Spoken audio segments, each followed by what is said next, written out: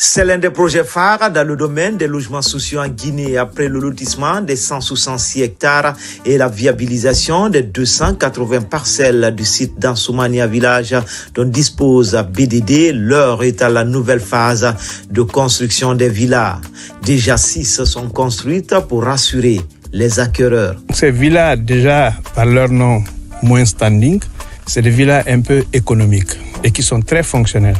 Vous avez une surface bâtie de 120 mètres carrés en bas et 120 mètres carrés en haut. Donc, sur l'ensemble, vous êtes sur 200 mètres carrés de surface bâtie. Et vous avez beaucoup de fonctionnalités à l'intérieur. Ça occupe moins d'espace. Et si vous voulez, vous pouvez le réaliser sur une parcelle de 250 mètres carrés ou 300 mètres au maximum. Et vous gardez de l'espace pour les dépendances. Cuisine extérieure, abri gardien, tout ça. Aujourd'hui, en termes d'aménagement, on est sur la première phase. On a pu exécuter au moins plus de 90% des travaux.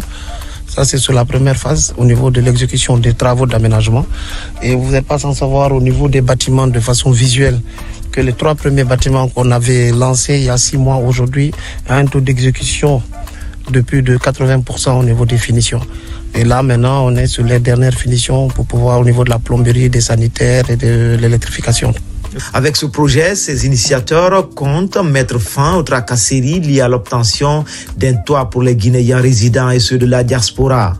Des partenariats sont noués avec le ministère des Affaires étrangères et certaines banques privées de la place. Le tout pour réduire les coûts d'acquisition et améliorer la confiance entre le projet et ses clients. Il faut pouvoir évaluer ses capacités de financement. Soit on peut acheter avec ses propres fonds, soit on peut acheter via un financement bancaire et pour lesquels on a aujourd'hui initié des partenariats qui sont une première en Guinée pour pouvoir instaurer la vente en état futur d'achèvement et payer par petites échéances sur une période de 15 ans par exemple pour pouvoir devenir propriétaire de sa villa.